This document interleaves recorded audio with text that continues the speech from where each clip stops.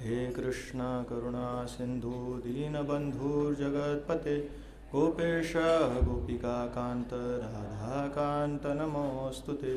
तप्त कांचना गौरांगी राधे वृंदावनेश्वरी वृषभानुसुते देवी प्रणमामि हरिप्रिये। वाञ्छाकल्पतरुभ्यश्च कृपा सिन्धुभ्य एव च पतितानां पावनेभ्यो वैष्णवेभ्यो नमो नमः। जय श्री कृष्ण चैतन्य प्रभु नित्यानंद श्री अद्वैत गदाधर श्रीवासादि गौर भक्तवृंद। हरे कृष्णा हरे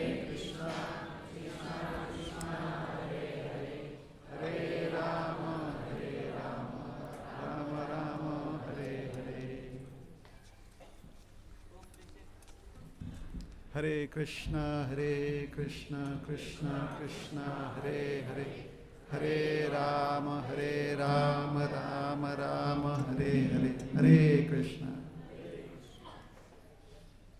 सबको सुनाई दे रहा है? सब सुन पा रहे हैं? पीछे मागे ऐकू येतं काय? Thank you.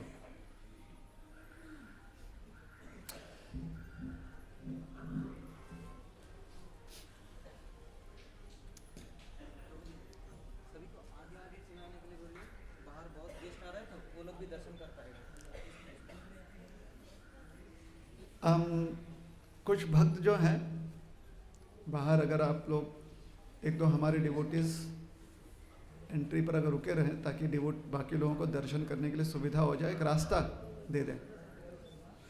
जो बाकी दर्शनार्थी हैं उनके लिए एक रास्ता दे दें कि अंदर आए ब्रजमोहन प्रभु, और यहाँ से ऐसे बाहर दर्शन करके निकल सकते हो। वहाँ से ऐसे आए और यहाँ से दर्शन करने के लिए निकल।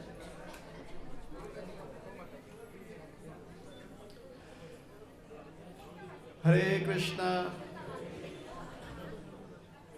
हरे कृष्णा।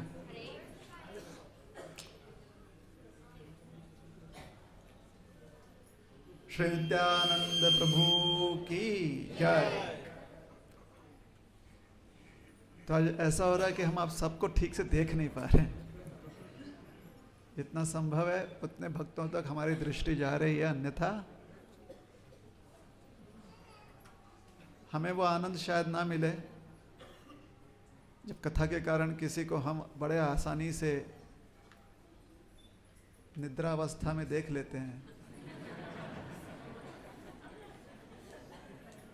तो उसका जो आनंद आता है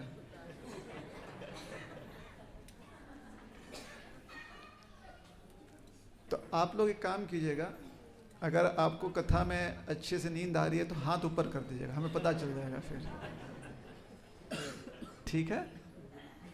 सबको आराम से बैठे हैं, किसी को कोई तकलीफ तो नहीं है? तो आज जिस पवित्र स्थान पर हम आए हैं वह है हरे कृष्ण।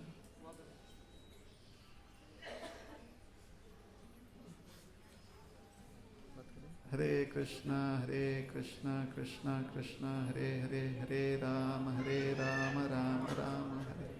तो ये जो पवित्र स्थान है इसका नाम है श्री एक चक्र धाम। क्या नाम है? तो बहुत ही पुरातन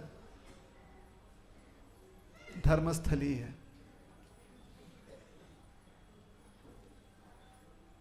इसका स्थान का उल्लेख श्री महाभारत में भी किया गया है।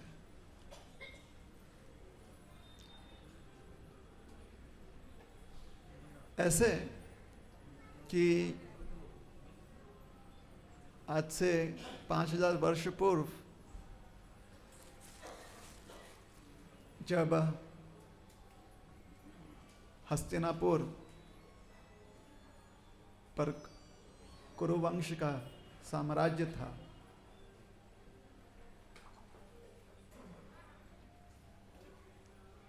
तो आपस में कुछ मतभेद हो गया कुरुवंशियों का, है ना?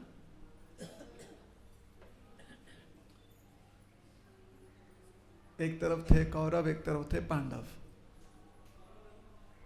मतभेद हो गया।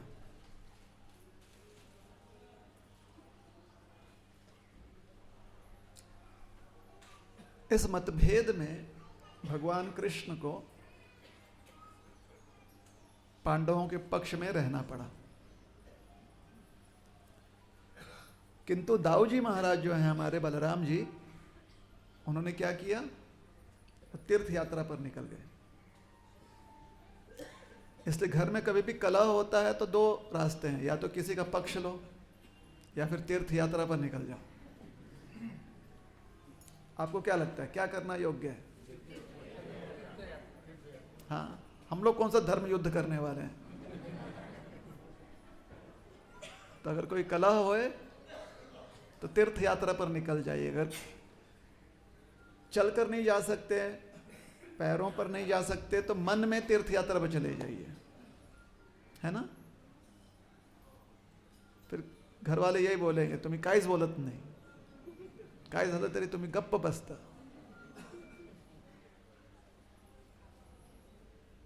तो दाऊजी महाराज हमारे तीर्थ यात्रा पर निकल गए। अब ये मान्यता है, इसके बारे में हम कोई आपको पौराणिक प्रमाण नहीं दे सकते, लेकिन मान्यता है कि जब युद्ध हुआ, कितने दिन का युद्ध था? 18 दिन का युद्ध था ना। तो पहले 11 दिन तो हमारे भीष्म देव जो हैं उन्होंने युद्ध किया। फिर 11वें दिन उन भीष्म देव धाराशाही हो गए। बात सही है? तो उसके पूर्व भीष्म जी ने इतना तबाही मचा दिया था कि पांडवों की तरफ से कोई भी उनका सामना नहीं कर पा रहा था।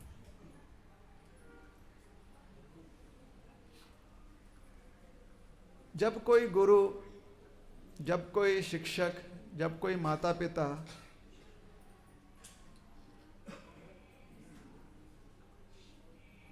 अपने कृपा पात्र को ठीक से कार्य नहीं करते हुए या ठीक से कार्य नहीं कर रहा है ये देख लेते हैं, तो उन्हें स्वयं फिर वो कार्य करने पर वो मजबूर हो जाते हैं। तो जब भगवान कृष्ण देखा कि श्री अर्जुन जी महाराज ठीक से युद्ध नहीं कर रहे हैं क्योंकि सामने भीष्म देव हैं, तो भगवान कृष्ण ने क्या किया, रथ से उतरकर भीष्म की ओर दौड़ने लगे। एकदम भाव विभोर होकर, मानो जैसे भगवान कह रहे थे कि मेरे भक्त हो भीष्म देव, लेकिन अधर्म के पक्ष में इतना परिश्रम।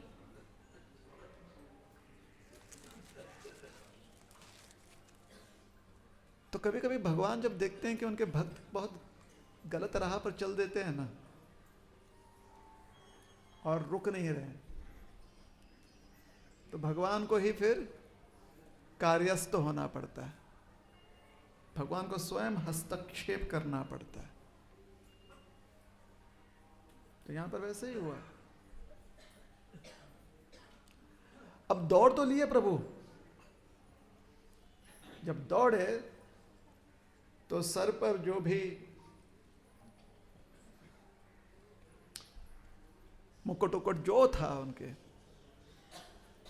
वो गिर गया, केस सारे भगवान के बिखर गए। इतनी तेजी से दौड़ रहे थे कि उसके प्रभाव से जो उलट वायु जी पर जो परिणाम हो रहा था, तो वो प्रवाह में उनके वस्त्र जो है, पीतांबर इत्यादि वस्त्र जो हैं, वो धोती उड़ने लगी हवा में, सब तितर बितर। फिर अचानक भगवान को सामने एक रथ का पहिया दिखा। उन्होंने कहा कि हाँ, दौड़ तो रहा हूँ भीष्म देव की तरफ, लेकिन कुछ तो मेरे पास हथियार भी तो चाहिए, नहीं तो दौड़ के क्या बोलूँगा, हेलो भीष्म देव कैसे हो, ये बहुत गलत काम कर रहे, ऐसे बोलूँगा मैं? नहीं ना। तो दौड़कर कुछ ना कुछ तो भीष्म को रोकने के लिए करना है। तो एक रथ का पहिया, चक्र देखा उन्होंने रथ का, उन्होंने उसे भी उठा लिया और उसे अस्त्र की तरह प्रयोग करने लगे, उसे गोल गोल घुमाकर। देखिए, किसी चीज को आप जब सीधे फेंकते हो तो उसका एक प्रभाव होता है, लेकिन जब गोल गोल घुमाकर उसमें गति ले आते हो ना, जैसे बॉलिंग बॉल डालता है ना बॉलर, अब चाहे तो ऐसे ही फेंक सकता है, लेकिन अब ऐसे फेंकता है तो उसमें गति आती है।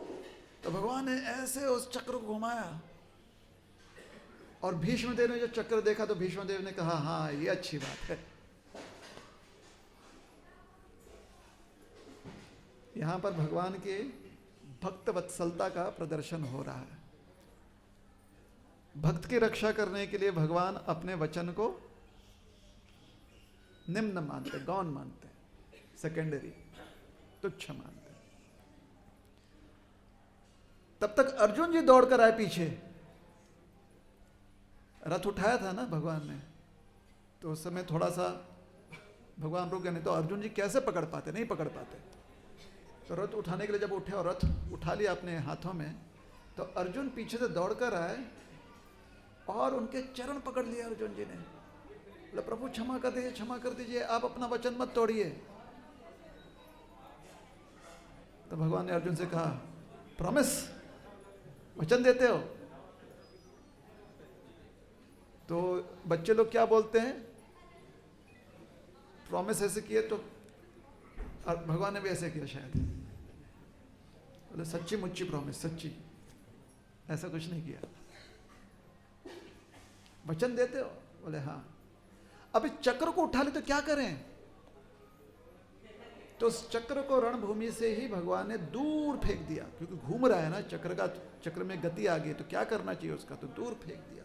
अभी हमने क्या कहा, ये पौराणिक प्रमाण हमारे पास नहीं है, लेकिन मान्यता है।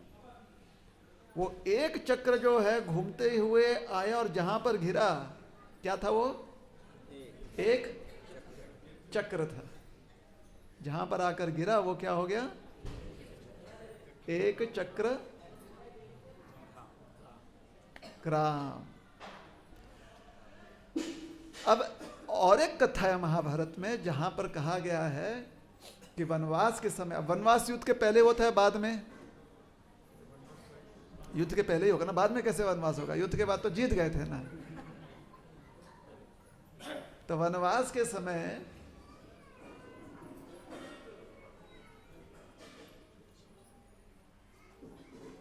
पांडव जब अज्ञात रूप में भ्रमण कर रहे थे, और अज्ञात रूप में भ्रमण करने का कारण यह था कि लाक्षागृह में पांडवों का अंत हो गया। ये जो खेल उन्होंने खेला था 64 का, वो वाला वनवास नहीं, उसके पूर्व का है। सबको ये बात समझ में आ रही है? लाक्षागृह में जब पांडव जलकर भस्म हो गए हैं, पांडवों का अंत हो गया है, ये समाचार चारों तरफ फैल गया था। तो विदुर जी ने पांडवों के बचाव के लिए एक युक्ति बनाई थी कि लाक्षागृह से लेकर गंगा के तट तक उन्होंने क्या बनाया? सुरंग, है ना, भूया रास्ता, भूया रास्ता, भूया रास्ता सबको समझ में आ गया? मतलब आपका वो जो रोड के नीचे से आप लोग कभी चल के जाते हैं रोड पार करने के लिए, तो वैसा एक भूयारी मार्ग, बराबर है, टनल बना दिया, सुरंग। इधर से गए और बाहर से निकले तो ऐसे तलवार निकालकर हर हर महादेव, वो मावड़े थे अपने वो वाले नहीं। यहां से बाहर निकले तो फिर अज्ञात, कहाँ है पांडव पता नहीं, तो पांडव एक गांव में आए कुंती महारानी के साथ। उस गांव का नाम एक चक्र ग्राम कहा जाता है, ठीक है। उस गांव में एक प्रथा थी कि हर दिन एक बैलगाड़ी पर बहुत सारा सामान रखकर, खाने पीने का सामान रखकर, गांव का एक युवक, हर एक घर का एक युवक उस पर बैठकर 2 बैल से युक्त बैलगाड़ी, उसमें बहुत सारा भोजन दूर जंगल में ले जाते थे। फिर कोई वापस नहीं आता था, ना बैल, ना भोजन, ना ही वो युवक। क्यों? ये सब जो है बकासुर नामक एक राक्षस के लिए भोजन दिया जाता था। तो जिस घर में पांडव रुके थे, आश्रय लिए थे, उनके घर का उस दिन नंबर आ गया था। तो घर का जो मुखिया था, जो पति भी था, पिता भी था, वो तैयारी कर रहा था जाने के लिए। लेकिन उसी घर में उनकी कन्या का विवाह भी होने वाला था। तो कुंती महारानी तक ये बात पहुंची। कुंती महारानी ने कहा कि भीम तुम जाओ बैठकर बैलगाड़ी पर। भीम ने कहा बिल्कुल जाऊंगा, क्योंकि उतना खाना देखकर तो भीमसेन। तो भीमसेन बैलगाड़ी लेकर गए। फिर बकासुर जब बाहर आया कि मेरा भोजन आया है क्या, तो उसने देखा कि भीमसेन आराम से गाड़ी पर बैठकर सारा भोजन खाकर ढकार ले रहे हैं। वो भीमसेन को पीटने आया, उसे गुस्सा आ गया था। अक्सर जो भी आता था उसको खा जाता था, लेकिन इसको इतना गुस्सा है पहले पीटूंगा फिर खाऊंगा। तो पीटने आया बकासुर। तो भीमसेन ने भी उल्टा पीट दिया उसको। अब दोनों ताकतवर है, थोड़ा समय लगता है ना पिटाई में। तब तक कुंती महारानी को आया टेंशन। उन्होंने कहा अर्जुन पता नहीं भीम के साथ क्या हो रहा है, इतना देरी तो कभी होती नहीं, जाकर थोड़ा अपने भाई की रक्षा करो। तो अर्जुन जी पहुंचे तेजी से, पहुंच गए अर्जुन जी तेजी से। दूर से उन्होंने देखा कि दोनों में युद्ध हो रहा है। अर्जुन जी को अचानक अपने भाई के प्रति जो उनका मोह है वो उन पर छा गया। उन्हें लगा कि मेरे भाई को मदद है करनी है, इस राक्षस का अंत करना है। अर्जुन जी ने अपने एक बाण निकाला। मराठीत काय म्हणतो त्याला आपण? भाता। भाता है ना, भाता सबको आता है। कैसे आता है? समझ में आता है। अपने भाता में से एक बाण निकाला, वो था नागपाश। पाश नहीं था, लेकिन नागयस्त्र था। और अपने धनुष पर उसे साध दिया। छोड़ने ही वाले थे, तब तक देखा वहां पर भीमसेन पीट रहे हैं उसको और बकासुर भी पीट रहा है। ये देखकर अर्जुन जी ने यहां से बाण छोड़ा और वहां पर भीमसेन ने जोर से ऐसा मुक्का सर पर मारा कि बकासुर मर गया। बकासुर मर गया। ये बाण वहां तक पहुंचते तो देखते बकासुर मर गया, तो बाण सोचता अब मैं किसको मारूं। तो बाण अर्जुन से बोलता है भाई कुछ कीजिए, मैं क्या करूं अब। तो अर्जुन जी ने बाण छोड़ दिया है। अब बाण कहीं लगना नहीं है। तो कुछ नियम है ऐसे अस्त्रों का कि अगर ऐसे अस्त्र अपने लक्ष्य तक नहीं पहुंचते हैं तो फिर जो भी उनकी शक्ति है वो स्वरूप धारण कर लेते हैं। तो ये क्या था? नागस्त्र था। अपने लक्ष्य तक पहुंचा नहीं तो इसने क्या स्वरूप धारण कर लिया? नाग का स्वरूप। ठीक है। ये सब कहां हो रहा था? एक चक्रग्राम में। लेकिन हम जहां पर बैठे हैं वहां पर नहीं, इसके आसपास के परिसर में भी। आसपास जंगल था। तो ये नाग बहुत ज्यादा लोगों को परेशान करता था, क्योंकि लोग डर जाते थे। किसी को उसने तकलीफ नहीं दी, लेकिन उसको देखकर ही लोग डर जाते थे, इतना भयानक दिखता था। तो सारे लोग आ गए एक व्यक्ति के पास। आपको पता है कौन है वो व्यक्ति? वो एक ओझा थे। ओझा माहिती है सगळ्यांना? ऐसे मंत्र करके आपका जो भी परेशानी दूर करते हैं। हाँ, ओझा। क्या बोलते हैं उनको? ओझा। क्या बोलते हैं? एक ओझा थे, उनका नाम था हड़ाई पंडित। क्या नाम था? कभी कभी हड़ाई ओझा भी कहा जाता है। उनके पास आए, कहे महाराज जी, ओझा जी, इस नाग के लिए आप कुछ मंत्र वंत्र ये कर देंगे। उन्होंने बोला आपको चिंता मत कीजिए, करेंगे। अब हड़ाई पंडित का एक पुत्र है, उन्होंने जब ये बात सुनी, उन्होंने कहा कि हम इसका प्रयोजन करते हैं। वो जंगल में गए, उन्होंने नाग को ढूंढ निकाला। नाग जब उन्हें देखा तो नाग अपने बिल में छिप गया। क्यों छिप गया आपको पता है? क्योंकि जो नाग तकलीफ दे रहा था उसके पास सिर्फ एक ही मुंह था, लेकिन जो उनको ढूंढ रहा था ना, उस नाग ने देखा कि इनके तो हजारों फण हैं। नाग ने क्या देखा? मेरे पास तो एक ही फण है, लेकिन ये बच्चा जो मुझे ढूंढ रहा है इसके 1000 फण हैं। तो नाग जो है अपने बिल में चला गया, और ये 1000 फण जैसे दिखने वाला जो बालक था, उसने क्या किया? अपने कान से एक कुंडल निकाला। एक में एक कुंडल है, दोनों कानों में कुंडल है, तो एक कान का कुंडल निकाला और उस बिल के मुंह के ऊपर रख दिया। तब से वो नाग उस बिल से बाहर आ ही नहीं पाया। ये उस कुंडल की शक्ति थी। तो यह व्यक्ति जिसने ऐसा किया, उसके बाद आजीवन वो अपने कान में सिर्फ एक ही कुंडल पहनता है, क्योंकि दूसरा तो दे दिया ना नाग रोकने के लिए। हड़ाई पंडित के इस पुत्र का नाम है निताई। क्या नाम है? तो जब नाग ने दर्शन किया तो क्या दर्शन किया? कि 1000 फण हैं। इसका कारण यह है कि नित्यानंद प्रभु साक्षात कौन है? बलराम जी।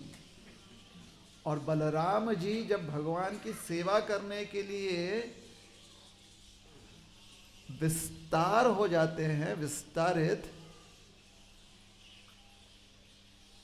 तो शेष के रूप में हजारों फण धारण करते हैं, और इतनी अनंत उनकी शक्तियां हैं कि वो अनंत शेष कहलाते हैं।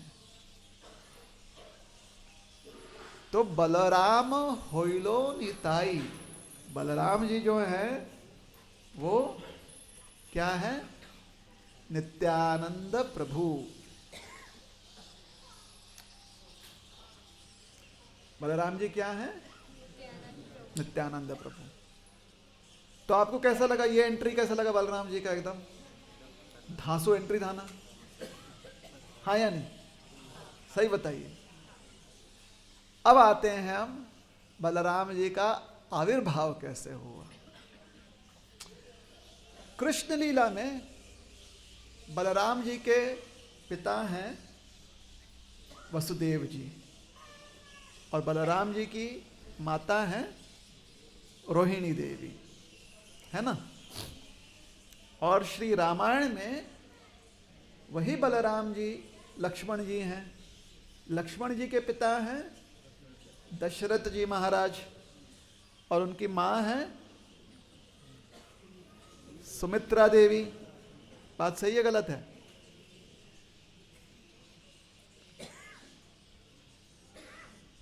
तो जब बलराम जी का यहाँ पर आविर्भाव होना था, तो दशरथ जी महाराज की इच्छा हो गई कि हम ही बलराम जी के पिता के रूप में आएंगे। वसुदेव जी की भी इच्छा हो गई कि हम बलराम जी के पिता हैं तो हम यहाँ पर पिता बनकर आएंगे। वैसे ही माँ जो है रोहिणी देवी और सुमित्रा मैया, दोनों का विचार था कि हम माँ बनकर आएंगे। तो हुआ ये कि बलराम जी ने कहा कि आप दोनों का शक्ति वेश होगा यहाँ पर, आप दोनों जो हो हमारे माता और पिता के रूप में प्रकट हो गए। तो बलराम जी की माँ है पद्मावती देवी, क्या है, और पिताजी का नाम है हडाई पंडित। बहुत वर्षों, विवाह के बहुत वर्षों उपरांत उन्हें संतान प्राप्त हुई थी। इसलिए जैसे दशरथ महाराज को बहुत वर्षों बाद जो है संतान प्राप्ति हुई या नहीं हुई, बहुत वर्षों बाद ना। वसुदेव जी को भी बहुत वर्षों बाद संतान प्राप्ति हुई, नंद बाबा को भी बहुत वर्षों बाद संतान प्राप्ति हुई। वैसे ही हडाई पंडित को खूब वर्ष निकल गए थे, आधी उम्र हो गई थी उनकी, तो उन्हें संतान प्राप्ति हो गई। इसलिए दोनों के दोनों जो हैं अपने पुत्र से बड़ा स्नेह करते थे। हम जहां पर जाकर जमुना जी का दर्शन कर कर आए, सबने दर्शन किया जमुना जी का? यहीं पे बगल में इन झाड़ियों में।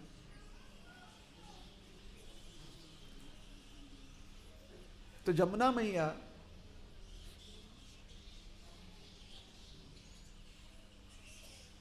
अपने तट पर महादेव जी को भी स्थान देती हैं। यहाँ पर एक महादेव जी हैं जिनका नाम है मौडेश्वर महादेव जी, कभी कभी बनखंडेश्वर महादेव जी उन्हें कहा जाता है। तो हडाई पंडित जी जो है उनकी बहुत आराधना करते थे कि हमें पुत्र के रूप में बलराम जी प्राप्त हो जाए। उनका सहज प्रेम था बलराम जी से या लक्ष्मण जैसे। तो जब नित्यानंद प्रभु यहाँ पर प्रकट हुए तो महादेव जी इतना प्रसन्न हो गए कि महादेव जी जोर से गरजने लगे, गर्जना करने लगे महादेव जी। और उनकी गर्जना जाकर पहुंची शांतिपुर। शांतिपुर में सदाशिव हैं, महाविष्णु सदाशिव। कल हम जाकर आए ना शांतिपुर, वहां पर अद्वैत आचार्य। तो उनकी गर्जना अद्वैत आचार्य के कानों पर पड़ गई और अद्वैत आचार्य को समझ में आ गया कि नित्यानंद प्रभु प्रकट हो चुके हैं और अब बहुत जल्दी गौरांग महाप्रभु भी प्रकट होंगे। तो और तीव्रता से वो अपने शालिग्राम शिला की सेवा करने लगे।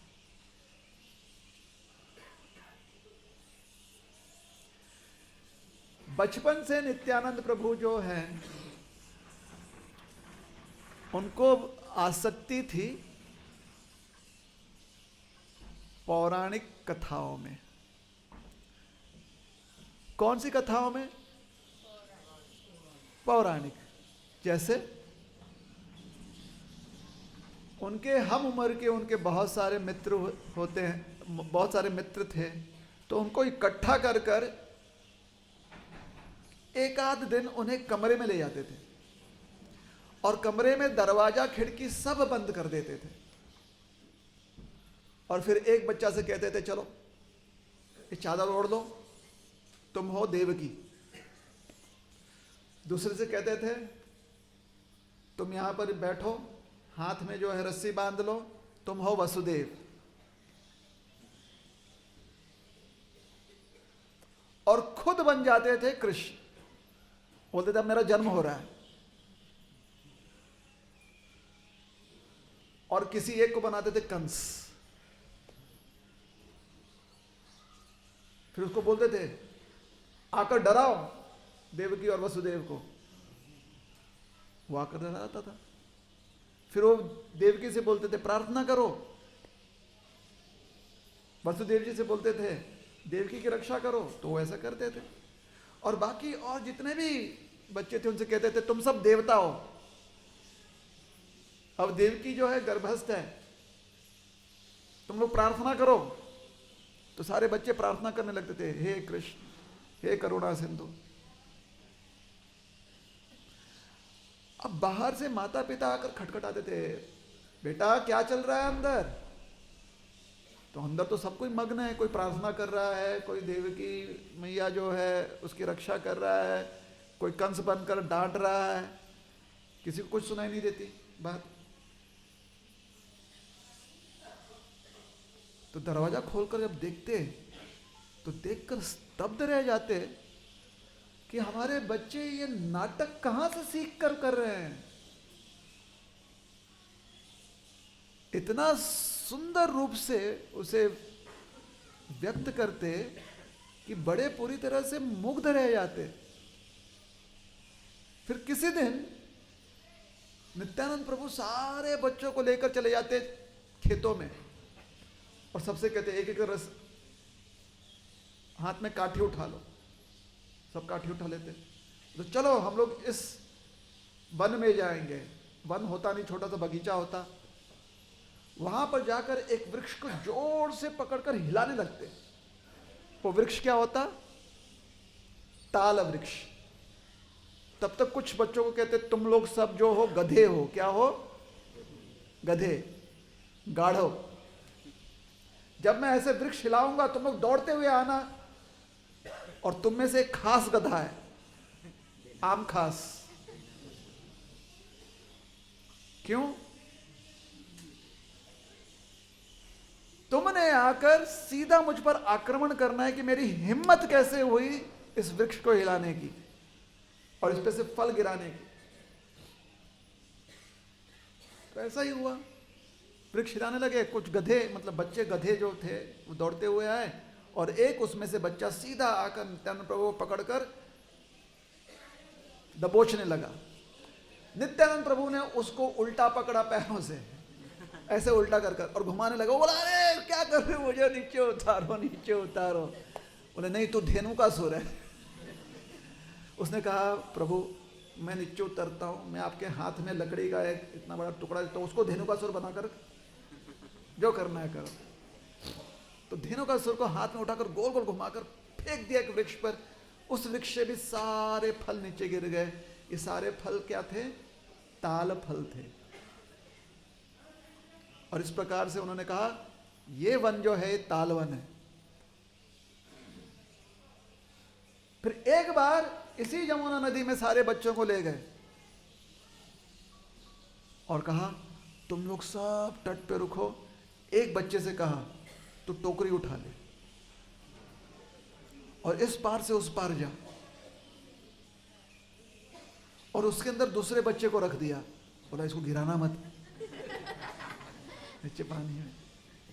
और जब दूसरा बच्चा वो जो है टोकरी में था और एक बच्चा टोकरी में उठाकर जमुना के इस पार से उस पार जा रहा है, तो नित्यानंद प्रभु पीछे से उस टोकरी के ऊपर अपना हाथ ऐसे फैलाए मानो जैसे कि फण, अनंत शेष अपना फण फैलाकर भगवान की रक्षा कर रहे हैं। तो बाकी बच्चे बैठकर देख रहे हैं। तब तक नित्यानंद प्रभु ने कहा सबको, अरे पानी उछालो हमारे ऊपर, बारिश हो रही है। तो सारे बच्चे पानी उछालने लगे। ऐसा प्रतीत हुआ जैसे कि घनघोर वर्षा हो रही है। उसमें वसुदेव जी भगवान कृष्ण को जमुना पार गोकुल धाम ले जा रहे हैं। एक बार सारे बच्चों को यहां पर इकट्ठा किया जमुना जी में ही। और लकड़ियां लेकर आओ। तो कितनी बड़ी चाहिए? बोले छोटे छोटे, छोटे छोटे पत्थर भी लेकर आओ। बोले जमुना जी में अभी इनसे तैराना है हमने, और तैरा कर हमने एक पुल बनाना है। क्यों? हम लोग जा रहे हैं लंका और हम सब क्या हैं? वानर सेना। लंका जाएंगे। सारे बच्चे खुश हो गए। सबने लकड़ियों से का पुल बनाया, पत्थर भी डाल के पुल बनाया, उसके ऊपर से चलने लगे। आसपास के गांव वाले चिल्ला रहे अरे डूब जाओगे, डूब जाओगे, डूब जाओगे। बच्चे बोले कोई नहीं डूबता। सब इस पार से उस पार चले गए। हम लंका पहुंच गए, हम लंका पहुंच गए। राम की सेना लंका पहुंच गई। ये सारा खेल होते देखकर गांव वाले सोच रहे थे कि हमारे यहां पर किसने जन्म लिया है, कौन है ये व्यक्ति। कभी कभी कुछ लोग आकर उनसे पूछते थे बेटा ये कहानी कहां से सीखी तुमने, ये तो हमको भी नहीं पता था। बात सही है गलत है? अब आप लोग में से कितने लोगों को पता था कि देवकी मैया के गर्भ में जब कृष्ण स्थित थे तो देवता आकर प्रार्थना करते थे? नहीं पता होगा, है ना। नित्यानंद प्रभु को कैसे पता चला? फिर लोग यही विचार कर रहे थे। तो कुछ लोग कहते थे शायद कोई बड़ा महात्मा आया है, जन्म लिया है हमारे, ये तो हमारे गांव का भाग्य है कि इतना बड़ा महात्मा यहाँ पर जन्म लिया। कुछ लोग कहते थे नहीं नहीं, ये हमारे पुण्य का जो है फल है। और कुछ लोग कहते थे नहीं, ये साक्षात भगवान है। देखो ना, पूरा जो चिन्ह है बिल्कुल लगता है कि कोई भगवान का अवतार है। चर्चा होते रहती थी लोगों की। और हड़ाई पंडित के पास जाकर जब बोलते थे तो हड़ाई पंडित ना ना ना, मेरा बेटा है वो, शायद पूर्व जन्म का कुछ ज्ञानी होगा, इतना ज्ञान है, लेकिन है तो मेरा बेटा। कि जब भी भूख लगती तो आकर अपनी मैया से, माँ से बोलता है, माँ खाना दो, भोजन दो, बैठ। भगवान ऐसा करते हैं क्या? कोई सिद्ध महात्मा ऐसा करता है क्या? ये तो मेरा बेटा है। और परमावती बोलती थी कि मैं जानती हूँ अपने बेटे को, कुछ चीज़ें जो अच्छी लगती खाने में अगर ना मिले तो कैसे वो पीछे पड़ जाता है, वो चाहिए वो चाहिए वो चाहिए, मेरा बेटा है।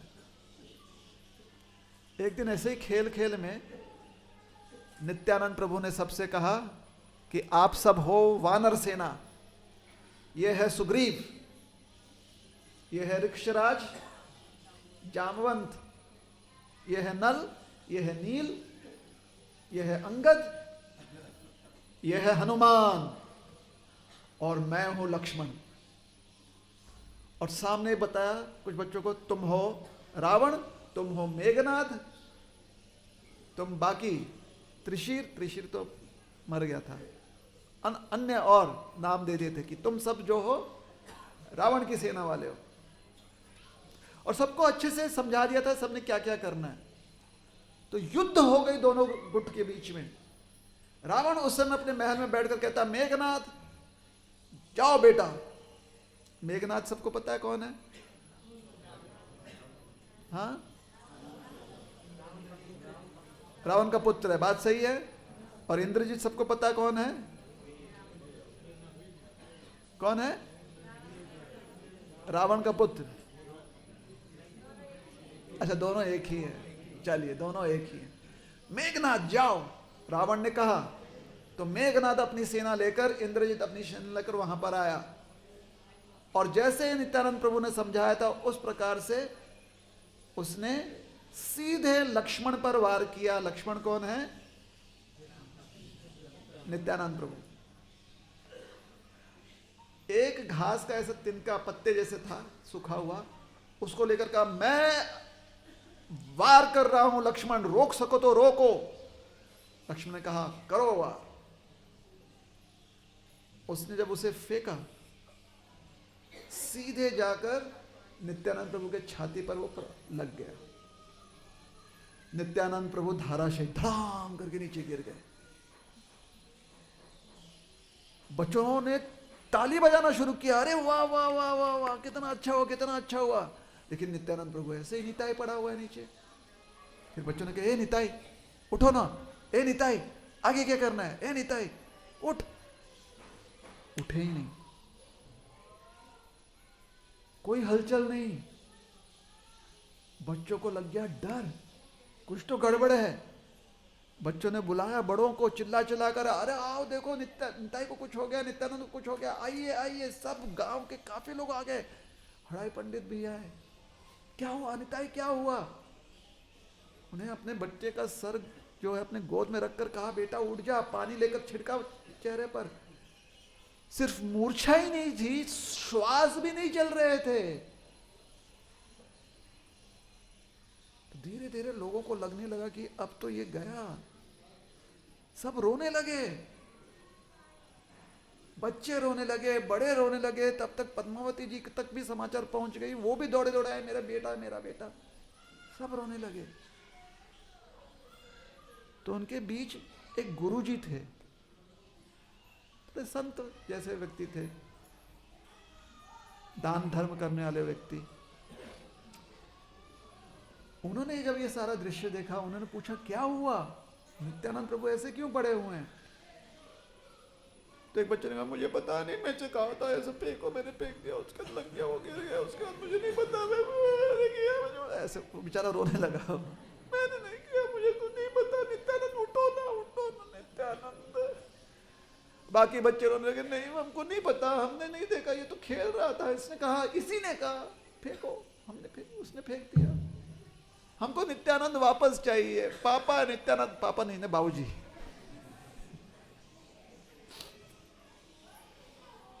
वापस नित्यानंद ले आओ। अब सब सोचे कि क्या हो रहा है। तब इसने, ये जो थोड़े से शांत स्वभाव के व्यक्ति थे, इन्होंने पूछा कि क्यों, तुमने क्यों फेंका ये? बोले नित्यानंद ने कहा कि वो लक्ष्मण है, मैं हूं मेघनाद, ये फेंकने के लिए कहा था। तो ये थोड़े बहुत आपके जैसे और हमारे जैसे इन्होंने टीवी सीरियल देखा था, तो इन्हें याद आया क्या होता है। इन्होंने पूछा इधर हनुमान कौन है, कौन है हनुमान? तो एक बच्चा बोलता है मैं हूं। तो जब ऐसा होता है तो तुमको कुछ नहीं कहा था नित्यानंद ने कहने के लिए? बोला कहा था ना, मुझे बोला था कि मुझे उड़कर जाना है, कोई तो पर्वत है गंधमादन, वहां पर जाना है, बोला मुझे, लेकिन जब वो गिर गया तो मैं फिर छोड़ दी। तो उन्होंने कहा हनुमान अपना काम करो, नित्यानंद ने बताया ना, नित्यानंद ठीक हो जाएगा इससे। हाँ। ओ भागा बच्चा, भागने के उसे 10 कदम थे, ज्यादा नहीं, ये तेजी से 10 कदम भागा। बोला ये उठाया मैंने। क्या उठाया? पर्वत, जिसके ऊपर क्या है? संजीवनी।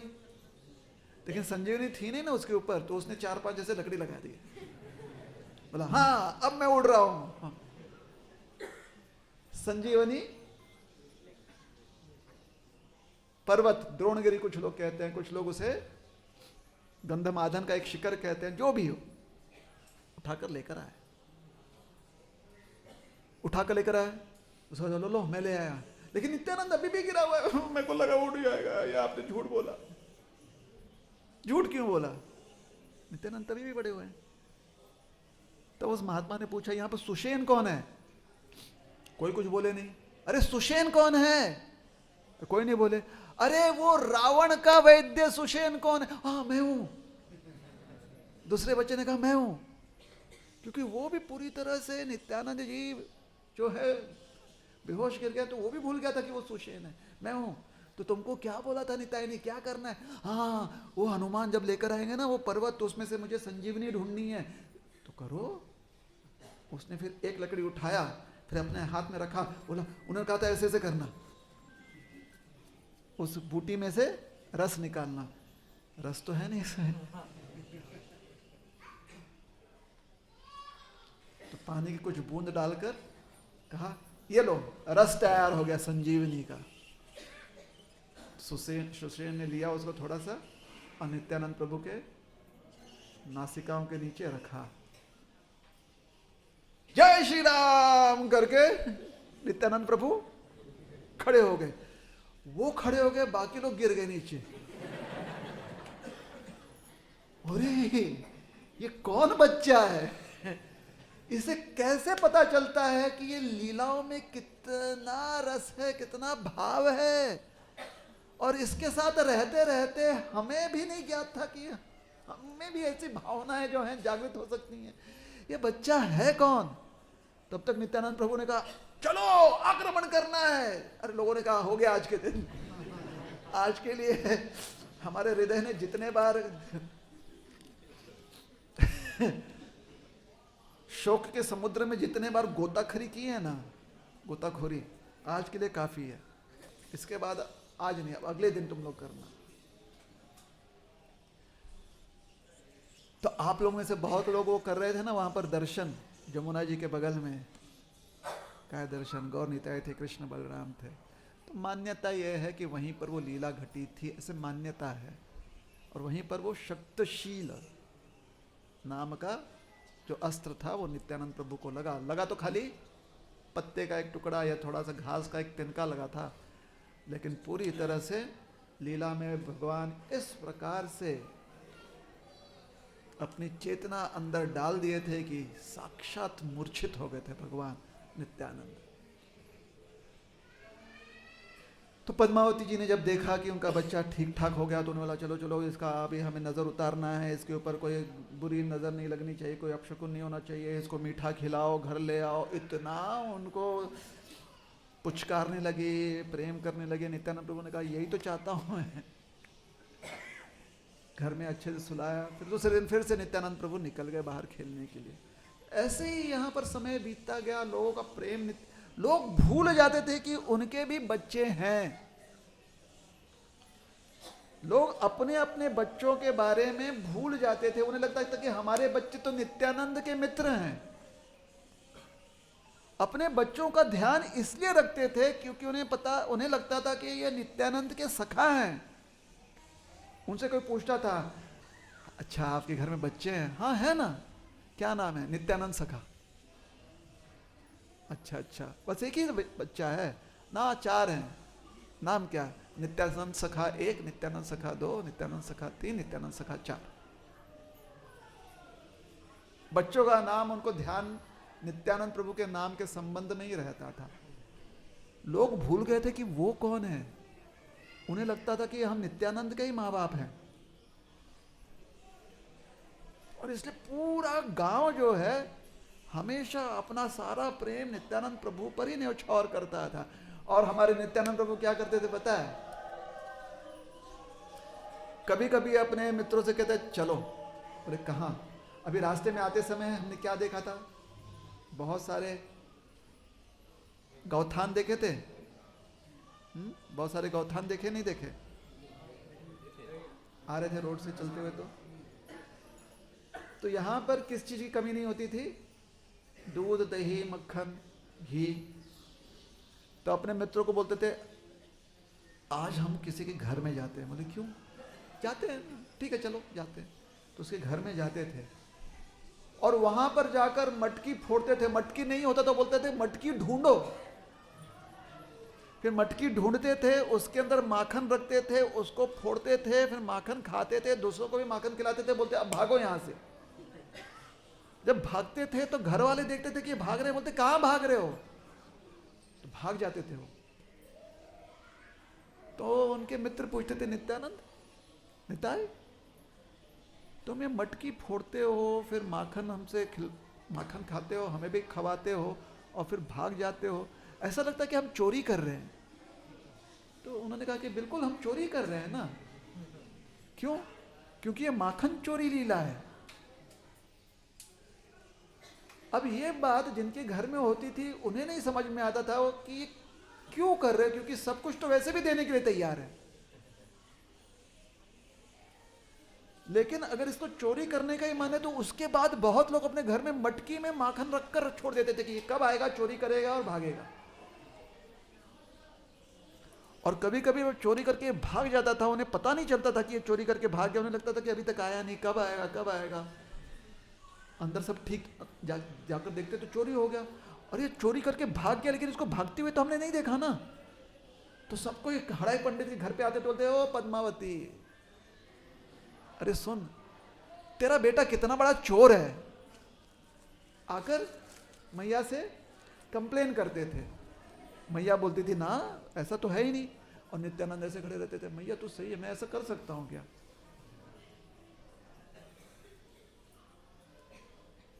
तो फिर वही बोलते थे, जो लोग आते थे बोलते थे नहीं ऐसा है ना कि इसको बोलो कि हमारे घर में मटकी है, माखन है, लेकिन जब चोरी करके भागता है तो एक बार हमें दस्तक देकर जाए, बताकर जाए कि भाग रहा है, ताकि उसका दर्शन तो हो जाए। हम यहाँ पर सिर्फ आए इसका दर्शन करने के लिए, कंप्लेन नहीं करना है। लेकिन उसके बहाने, कंप्लेन करने के बहाने इसके दर्शन हो जाते हैं। तो इस प्रकार से नित्यानंद प्रभु के प्रति सब कोई पूरी तरह से बिल्कुल पूरा उनके ऊपर लुट गए थे सबके सब। नित्यानंद प्रभु की उम्र हो गई करीब 12-14 वर्ष की। एक सन्यासी इस गांव में आए, कहीं से, किसी को पता नहीं कहां से आए, लेकिन इतने तेजस्वी थे कि गांव वालों ने उनका स्वागत किया। या महाराज आइए महाराज। उन्होंने कहा हड़ाई ओझा का घर यहीं पर है ना? बोले हाँ महाराज, अपने रास्ते से सीधे चले जाए, यहाँ पर उनका घर है।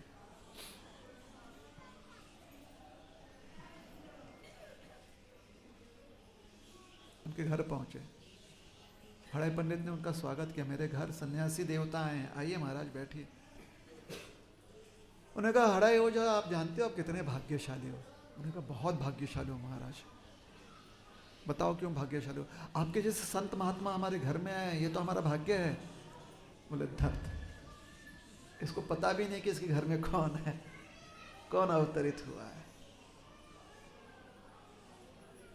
महाराज आराम कीजिए, विश्राम कीजिए, आपके लिए भोजन तैयार करते हैं। उन्होंने कहा नहीं, भोजन एक ही शर्त पर हम यहाँ पर ग्रहण करेंगे, नहीं तो हम भोजन ग्रहण नहीं करेंगे। बोले महाराज आपको कोई भी शर्त हो, पहले आप भोजन ग्रहण कर लीजिए, आपकी हर बात मानने के लिए तैयार है, लेकिन पहले आप भोजन स्वीकार लीजिए, प्रसाद स्वीकारिए हमारे यहाँ पर,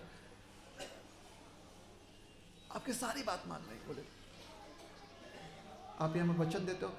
बिल्कुल वचन देते हैं आपको कि आपकी जो भी आप मांगोगे, जो भी आप इच्छा व्यक्त करोगे, वो हम पूरी यथाशक्ति पूरी करने का प्रयास करेंगे।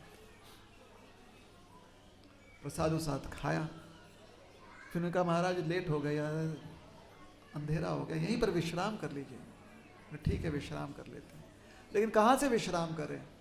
आधे रात्र तक तो वो दोनों चर्चा ही कर रहे थे कि भगवान कृष्ण कितने सुंदर हैं और भगवान रामचंद्र कितने सुंदर हैं। कृष्ण लीला और रामलीला पर चर्चा चल रही थी। फिर थोड़ा सा विश्राम किया सन्यासी महाराज ने, जाकर हड़ाई ओझा ने भी, पंडित जी ने भी आराम किया। दूसरे दिन उठे प्रातःकाल, महाराज जी की सेवा में गए। महाराज जी ने कहा बहुत आनंद हुआ, आपने कितने अच्छे से आदर सत्कार किया, हम भाग्यशाली हैं कि आपके घर में आपके घर का दर्शन हो गया, हमें यहाँ पर आश्रय मिला, अब हमें प्रस्थान करना चाहिए।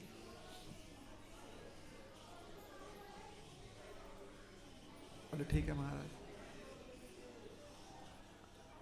आपकी कोई सेवा कर सकते तो बताएं। उन्होंने कहा आपने वचन दिया तो वचन पूरा कीजिए। बोले बिल्कुल, क्या वचन? मैं एक सन्यासी हूँ, मेरे उम्र भी हो गई है, कभी कभी बहुत तकलीफ होती है भ्रमण करते हुए, तो एक कोई सेवक मुझे मिल जाए, एक ब्रह्मचारी, तो अच्छा होगा। आप अपने निताय को मेरे साथ भेज दीजिए ब्रह्मचारी के रूप में। हड़ाई पंडित को कुछ विश्वास ही नहीं हुआ, मानो जैसे कि उनकी सारी इंद्रियां जो हैं बिल्कुल शांत हो गई, पत्थर की तरह एकदम चट्टान बनकर वैसे स्तब्ध खड़े रहे। सन्यासी महाराज ने कहा हड़ाई ओझा जी। बोले हाँ महाराज। महाराज आप कुछ और ले लीजिए, हमारे प्राण ले लीजिए, लेकिन निताय को मत मांगिए। बोले आपने वचन दिया था। उस समय हड़ाई ओझा को समझ में आया कि दशरथ महाराज की क्या अवस्था हुई होगी जब विश्वामित्र जी राम जी को लेने आए थे। अब वचन दे दिया है। उन्हें कहा जब तक नित्यानंद की निताय की माँ से नहीं पूछूंगा तो कैसे?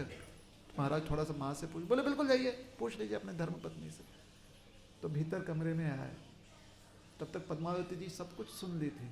पद्मावती जी का सारा शरीर मानो सुन्न हो गया था, आंखों से आंसू बह रहे थे।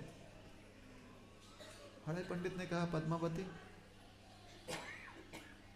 ने कहा कि आप हमारे पति हो, हमारा धर्म है कि हम अतिथियों की सेवा करें। अगर किसी अतिथि को असंतुष्ट कर दें, उसकी इच्छा पूर्ति नहीं कर पाए, तो हमारा गृहस्थ जीवन जो है वो बिल्कुल नष्ट हो जाएगा। गृहस्थ धर्म हमारा जो है नष्ट हो जाएगा। आंखों में से आंसू गिर रहे हैं, लेकिन मुख से जो शब्द निकल रहे हैं वो साक्षात धर्मशास्त्र है।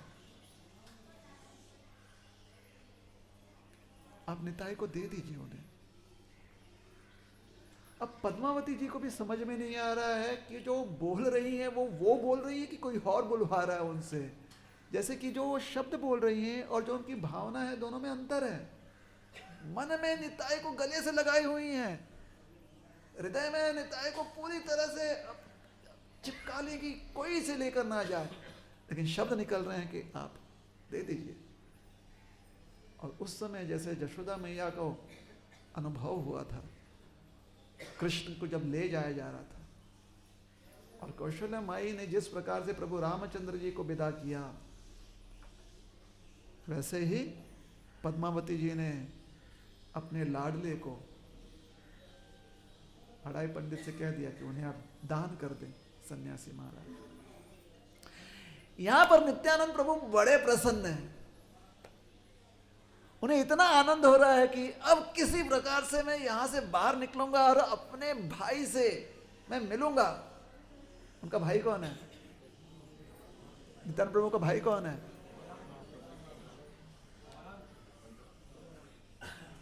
नित्यानंद प्रभु तो साक्षात बलराम जी है ना, तो उनका भाई कौन है? कृष्ण। और कृष्ण किस रूप में प्रकट होने वाले हैं? चैतन्य महाप्रभु, गौरांग महाप्रभु के रूप में। मैं अपने भाई से मिलूंगा, फिर हम दोनों भाई मिलकर जो सबकी टाई टाई फिस करेंगे, सबको जाकर बोलेंगे हरि नाम लो, भगवान का नाम लो, कृष्ण बोलो, कृष्ण माता है, कृष्ण पिता है, सबको जाकर बोलेंगे। और कितना आनंद आएगा। दुनिया भर में सब कोई जो है भगवान कृष्ण का आश्रय लेगा और भगवान का नाम अपने मुख पर रखेगा। हरे कृष्ण कृष्ण कृष्ण हरे हरे, हरे राम राम राम हरे हरे। पद्मावती जी को कहां से प्रेरणा मिल रही है? हड़ाई पंडित कैसे उन्होंने नित्यानंद प्रभु को कहा चलो बेटा मेरे साथ, और उन्होंने दान कर दिया सन्यासी महाराज को। ना तो पद्मावती जी को समझ में आया, ना हड़ाई पंडित को समझ में आया। समझ सिर्फ एक ही व्यक्ति को आ गया, और वो है नित्यानंद प्रभु। देखिए हमारे जीवन में कभी कभी ऐसे प्रसंग आते हैं ना, जहां पर हमें ही समझ में नहीं आता कि ये कार्य हमने कैसे सिद्ध कर दिया। क्योंकि अपने सारे जितनी भी अपेक्षाएं होती हैं उसे हटाकर हम वो कार्य करते हैं। वो कार्य जो होते हैं वो ज्ञान के आधार पर होते हैं। हाँ या नहीं? बात सही है गलत है? अभी इतने दिन में जिन लोगों से हो गया है उनकी चर्चा करें, जिनसे नहीं हुआ है आप लोग बुरा मत मानिएगा। 3-4 दिन से कितने लोगों ने कुछ चीजों को स्पर्श नहीं किया है? भोजन में स्पर्श किया है? कुछ चीजें होती है ना, जैसे नमकीन हो जाए, चिप्स हो जाए, पैकेट वाला, कुछ लोग आप लोग नहीं कर पाए ना, लेकिन मन में अपेक्षा रहती है कि नहीं रहती है? इच्छा तो है लेकिन यहां पर नहीं कर पा रहे हैं। अब कौन सी शक्ति है जो आपसे ये करवा रहा है? ज्ञान। कौन सी शक्ति करवा रहा है ये? ज्ञान। आप लोगों को ज्ञान मिल गया ना। ज्ञान क्या करता है? ज्ञान आपसे वह कार्य कराता है जो कभी कभी आपके इच्छाओं के बिल्कुल उल्टा होता है, क्योंकि वो आपके लिए लाभदायी है। जैसे यहां पर बैठे हर व्यक्ति जिसने कभी स्कूल में पढ़ाई की है, कितना रो रो के पढ़ाई की है पता है आपको? 10वीं पास किया कि नहीं पास किया? किया पास काफी लोगों ने। 12वीं, और उस समय जब परीक्षा चल रही थी, बाकी जो लोग 12वीं में नहीं थे क्या मस्त खेल रहे थे बाहर। आप क्या विचार करते? एकदा हे संपलं ना मग त्याच्यानंतर इतकं घरी येणारच नाही, खेळतच राहणार। आपके जो मित्र हैं जाकर पिक्चर देख रहे थे, आपने क्या सोचा था? अरे तुम लोग अभी देख लो, बाद में जो दिन का 4 शो देखेंगे, अभी पढ़ाई करनी है। किया कि नहीं किया? ऐसे बहुत लोगों ने किया। बात सही है? सही है ना बात? क्यों? क्योंकि किसी ने आपके अंदर ये ज्ञान की पूरी डाल दी, ये ज्ञान का एक मिक्सचर डाल दिया आपके अंदर। उस ज्ञान ने क्या किया? आपकी इच्छाओं को एक तरफ ढकेल दिया, और जो आपके लिए योग्य था वो आपसे करवाया। बात सही है? ज्ञान अर्थात गुरुदेव, गुरु महाराज की कृपा। नहीं तो ज्ञान कहां से मिलेगा? गुरु ही तो ज्ञान के पूरी तरह से मूर्ति हैं। ज्ञान मूर्ति कौन है? ज्ञान स्वरूप कौन है? गुरु है ना। और आदि गुरु हैं बलराम जी। आदि गुरु कौन है? बलराम जी। बलराम जी जो हैं ये साक्षात गुरु तत्व हैं। और ये बलराम जी जब नित्यानंद प्रभु के रूप में प्रेरणा दे पद्मावती जी को, प्रेरणा दे हड़ाई पंडित को, तो क्या कर पाएंगे बेचारे? कुछ कर पाएंगे? कुछ नहीं कर पाएंगे। नित्यानंद प्रभु को दे दिया दान। ओ नित्यानंद प्रभु इतने खुशी खुशी, बाय मॉम, बाय डैड, ऐसा नहीं बोला उन्होंने। उन्हें जाके चरण स्पर्श किया, पहले अपने माँ का चरण स्पर्श किया। माँ ने किस हाथ से आशीर्वाद दिया वो आज तक पद्मावती जी को समझ में नहीं आया। सर पर हाथ रखकर कहा चिरंजीव, आशीर्वाद मिल गया। फिर पिताजी का जाकर चरण स्पर्श किया। पिताजी तो स्तब्ध खड़े हैं, पिताजी का कोई और अंग हिल नहीं रहा है। हड़ाई पंडित का सिर्फ दाहिना हाथ हिलकर आशीर्वाद देता है सर पर रखकर, फिर से दाहिना हाथ ऐसे स्थिर हो जाता है। विजयी भव, आयुष्मान भव। ये निकल गए सन्यासी महाराज के साथ। सन्यासी महाराज के साथ जब गांव से बाहर निकले तब भगवान नित्यानंद प्रभु की जो माया शक्ति है थोड़ी कम हो गई। तब फूट फूट कर पद्मावती जी रोने लगी, फूट फूट कर हड़ाई पंडित रोने लगे, लेकिन आंसू फूटे ही नहीं उनके। पद्मावती जोर जोर से रोने लगी। आसपास जो पड़ोसी थे उन्होंने रोते हुए सुना, ऐसा रुदन कभी नहीं सुना था। वो दौड़ते हुए आगे, क्या हुआ क्या हुआ? उनसे बोला नहीं गया तो वो गई अपने पति के पास कि पूछिए क्या हो रहा है वहां पर। उनके पति जब हैं वो सब आए, हड़ाई पंडित को देख रहे हैं। हड़ाई पंडित जो है एक डाली को पकड़कर, एक वृक्ष के डाली को पकड़कर ऐसे ही सुन्न खड़े हुए हैं। क्या हुआ क्या हुआ क्या हुआ क्या हुआ? हड़ाई पंडित कुछ बोल नहीं पा रहे, एक टक नेत्रों से उस दिशा में देख रहे हैं जिस दिशा में नित्यानंद प्रभु ओझल हो गए थे, दृष्टिगोचर हो गए थे। उस दिशा में देखते रहे, निताई कहां है, निताई कहां है? तब तक पद्मावती जी के मुख से निकला, सन्यासी महाराज लेकर चले गए। पूरा गांव जो दौड़ा उस दिशा में, जिससे जिससे, अरे जो बूढ़ा भी था वो भी किसी प्रकार से दौड़ रहा है, जो लंगड़ा था वो दौड़ने लगा, बच्चे दौड़ने लगे, निताई निताई निताई। इतनी गूंज चारों तरफ पसर गई कि ये गूंज जो है ब्रह्मांड को छेद कर सीधा गोलोक धाम पहुंच गया। वहां पर कृष्ण को यह ध्वनि सुनाई दी। वो समझ गए कि नित्यानंद प्रभु जो हैं अब आगे बढ़ चुके हैं अपने इस अवतार में। गांव का जो हाल हुआ, जो हाल हुआ, ये गांव इतना समृद्ध था, कुछ ही समय में पूरी तरह से गांव जो है बिखर गया। कुछ लोग यहाँ से निकल कर चले गए, जो रह गए वो बस नित्यानंद का नाम लेते हुए, नाम जप करते हुए, बस कब तक प्राण है तब तक नित्यानंद का नाम लेते रहे, निताई निताई निताई निताई। जगन्नाथ हड़ाई ओझा जो हैं, जिस डाली को, वृक्ष को पकड़ के छोड़ गए थे, कहा जाता है कि उसके ऊपर उन्होंने अपनी जपमाला रख दी थी कि क्या करूंगा जप करके, अब किसका जप करना था वही छोड़कर चला गया।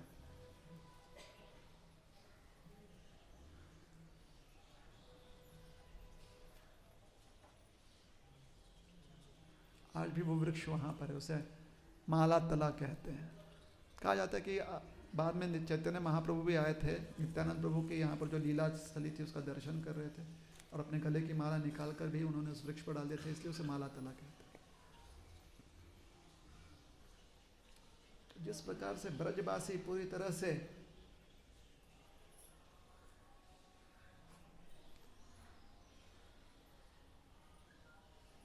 प्राण रहित शरीर में रह रहे थे, यहाँ की गौएं जो हैं दूध देने से अपने आप को रोक नहीं पा रही थी, लेकिन बछड़े जो हैं दूध पी नहीं पा रहे थे। यहाँ के पक्षी शांत हो गए थे। यहाँ हिरण जो है वो पूरी तरह से खाना पीना भूल चुके थे। हर कोई जो है नित्यानंद प्रभु के विरह में यहाँ पर दुखी अलग प्रकार का दुख था ये, मानो उसमें आनंद ही आनंद, क्योंकि नित्य नित्यानंद प्रभु का स्मरण हो रहा है तो वो आनंद था।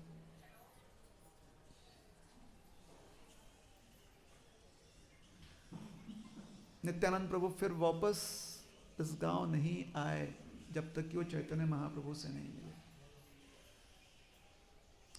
कहा जाता है कि चैतन्य महाप्रभु ने उन्हें आदेश दिया था कि जाकर आप गृहस्थ जीवन स्वीकारो और प्रचार करो। तो यहाँ पर जब वो आए तो यहाँ पर यमुना जी में उन्हें एक दिन, जब यमुना जी के तट पर थे यहीं पर और स्नान कर रहे थे और वहाँ पर स्मरण कर रहे थे चैतन्य महाप्रभु का, तो यहाँ पर बहते हुए एक विग्रह उन्हें प्राप्त हुए। तो जिस स्थान पर हम लोग दर्शन करने गए थे उस स्थान को ऐसा माना जाता है कि वहीं पर वो विग्रह प्राप्त हुए। आज वो विग्रह जो है एक मंदिर में स्थापित है और उनका नाम है बांके राय। जब चैतन्य महाप्रभु अप्रकट हो गए, नित्यानंद प्रभु उनके विरह में, उन्होंने सोचा कि अब मेरी भी लीला समाप्त करनी है, तो मान्यता यह है कि वो जाकर उसी विग्रह में लुप्त हो गए, बांके राय के विग्रह में।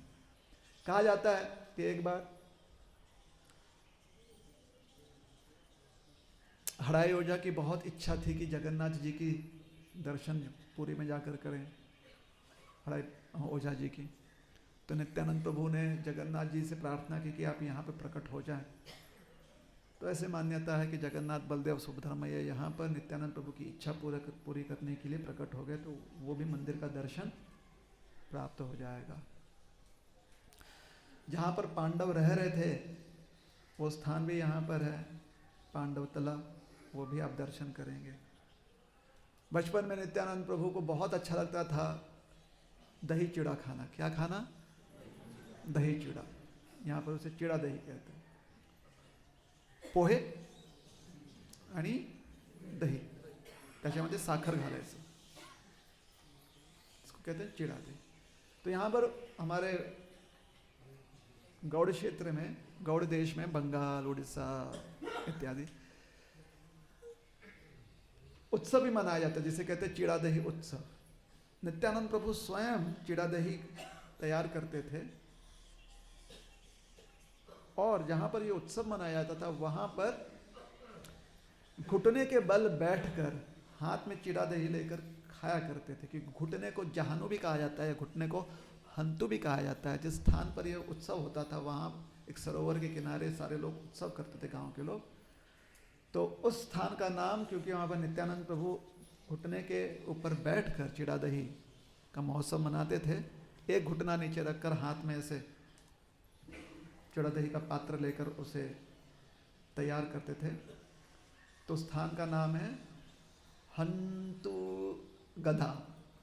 हंतु गधा, गड्ढा जैसे होते हैं ना, गड्ढा, तो हंतु गधा या जहानु कुंड। तो आप उसका भी दर्शन करेंगे। जहाँ जहाँ कभी कभी नित्यानंद प्रभु किसी वृक्ष के नीचे, अक्सर क्योंकि वहाँ पर स्थान मिल जाता था, तो ऐसे एक बकुल वृक्ष या बकुल वृक्ष के साथ साथ अन्य वृक्षों का कुंज था। तो उस बकुल वृक्ष के छत्र छाया में बहुत लीला किया करते थे नित्यानंद प्रभु बच्चों के साथ, यही रामायण पर आधारित या कृष्ण लीला पे आधारित। एक दिन नित्यानंद प्रभु जब उस वृक्ष के नीचे बैठे हुए थे तो वृक्ष ने अपने डालियों को और पत्तियों को इस प्रकार बिखरा दिया मानो जैसे कि अनंत शेष वहाँ पर प्रकट हुए हैं। और आज भी ऐसे कभी कभी ठीक से कुछ लोग जो जब दर्शन करते तो ऐसा लगता है कि वो बकुल तला जो वृक्ष है मानो जैसे कि अनंत शेष के फण हैं, वैसे दिखाई देता है। तो उसका दर्शन भी करना है क्योंकि वहाँ पर नित्यानंद प्रभु अपनी लीलाएं करते थे।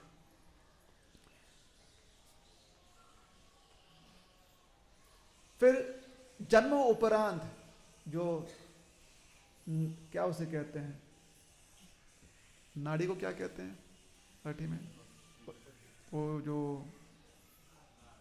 नाल नाल हाँ नाल कहते हैं,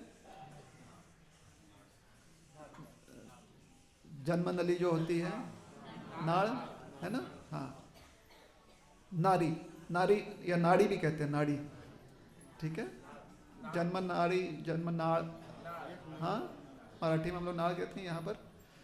तो उसे काट कर पहले जब हॉस्पिटल नहीं हुआ होता था तो क्या करते थे, कभी कभी उसे ज़मीन में गाड़ दिया जाता था, माना जाता था कि ये बहुत शुभ है बच्चे के लिए। तो जहाँ पर वो गाड़ा गया है वो स्थान भी यहाँ पर है, नित्यानंद प्रभु के जन्म के बाद उसे गाड़ा गया था, उसे कहते हैं अमर पीठ या शायद नारी नोटा। उस स्थान का भी आप दर्शन करेंगे। पद्मावती जी जहाँ पर नित्यानंद को लेकर स्नान करवाती थी, आज हम जहाँ पर गए थे उसके पीछे ही वो कुंड है, उसका नाम है पद्मावती कुंड, वहाँ पर स्नान करवाती थी।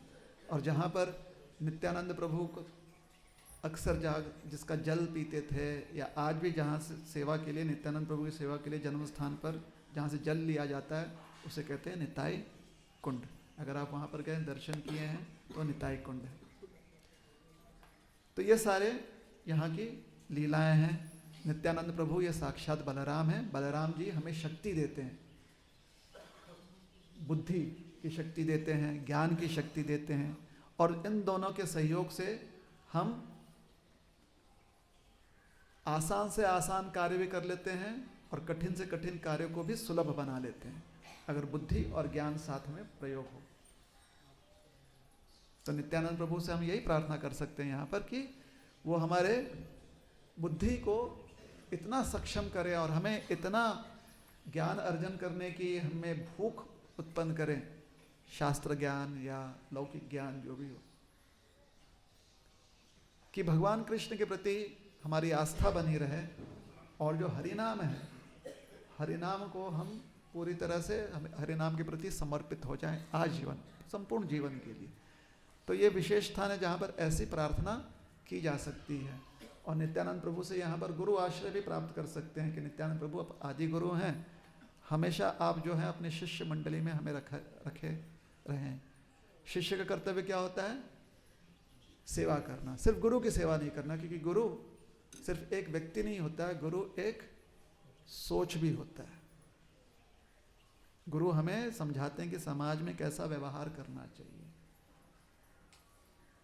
तो शिष्य का कर्तव्य होता है कि वो जो गुरु के आदेश उपदेश, जो सोच है, जो विचार है, उसकी भी सेवा हम कर पाए। तो इसकी भी प्रार्थना यहाँ पर कर सकते हैं। चलिए आपको एक बहुत मार्मिक कथा एक शिष्य की और गुरु की सुनाते हैं। आप तैयार हैं? और फिर समाप्त करेंगे। प्रसाद तैयार है? कोई पता करेगा? एक गुरुजी थे, उनका एक इकलौता शिष्य था। गुरुजी का उस शिष्य से बहुत प्रेम था। शिष्य भी जो है पूरा प्रयास करता था कि गुरुजी की सेवा जैसे हो सके कर सके। एक दिन खूब बारिश हो रही थी, तो गुरुजी ने कहा शिष्य से कि बेटा बारिश हो रही है, बारिश में जो लकड़ियाँ होती हैं जिससे खाना पकाया जाता है, वो लकड़ियाँ बाहर ही रखा हुआ है, बारिश में भीग जाएंगी, लकड़ियाँ अंदर ले आओ। तो शिष्य ने कहा गुरुजी आप चिंता मत कीजिए, ये जो है बेमौसमी बारिश है,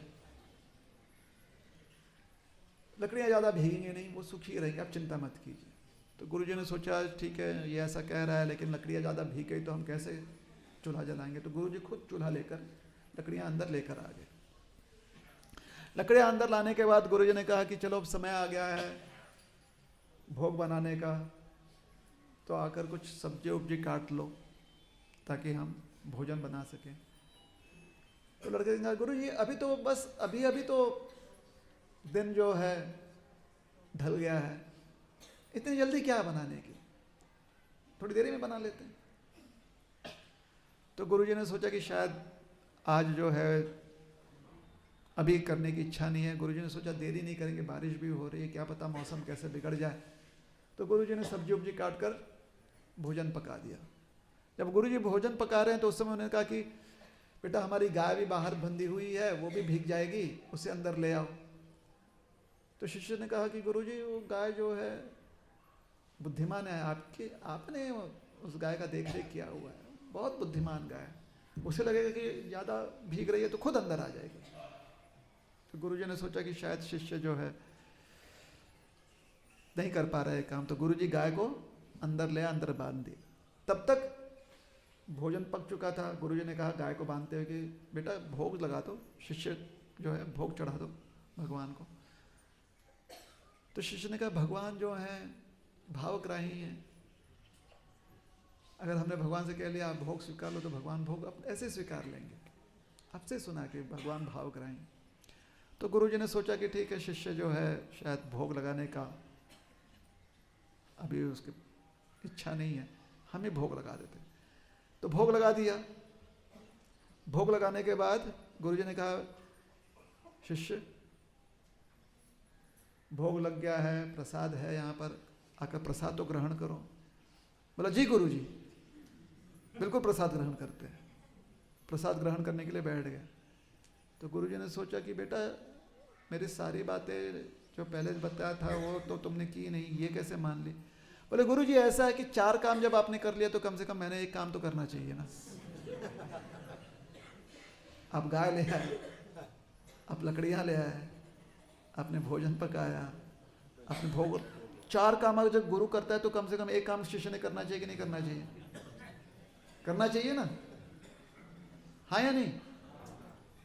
देखिए कितनी मार्मिक कहानी है। इसका मर्म जानते हैं क्या है? देखिए हमारे गुरुजी ने तपस्या कर ली, हमारे गुरुजी ने प्रकांड ज्ञान प्राप्त कर लिया, हमारे गुरुजी ने उपदेश भी कर लिया, हमारे गुरुजी ने प्रचार भी कर लिया। अब 4 काम वो कर लिया तो कम से कम एक काम हमने करना चाहिए कि नहीं करना चाहिए? करना चाहिए कि नहीं करना चाहिए?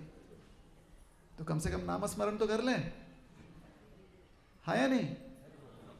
तो मार्मिक कथा थी कि नहीं? मर्म था उसमें, हाँ? तो कभी कभी चुटकुलों में भी मर्म होता है। तो अब हम सब अच्छे से नामस्मरण करेंगे। हरे कृष्ण कृष्ण कृष्ण हरे हरे, हरे राम राम राम हरे हरे। नित्यानंद प्रभु की जय, श्रील प्रभुपाद की जय, गुरु महाराज श्री गुरु तत्व की जय। हरे कृष्ण। तो अब आगे का कार्यक्रम क्या है, कैसे है, वो बताया जाएगा। यहाँ पर कुछ अनाउंसमेंट्स होंगे। 5 मिनट आपने खाली बैठना है और सुनना है। इसके पहले हम अनाउंसमेंट करना चाहते हैं। कल का दिवस बहुत लंबा है, क्योंकि बहुत लंबी यात्रा करनी है। कल समय काफ़ी जाने वाला है बस की यात्रा में।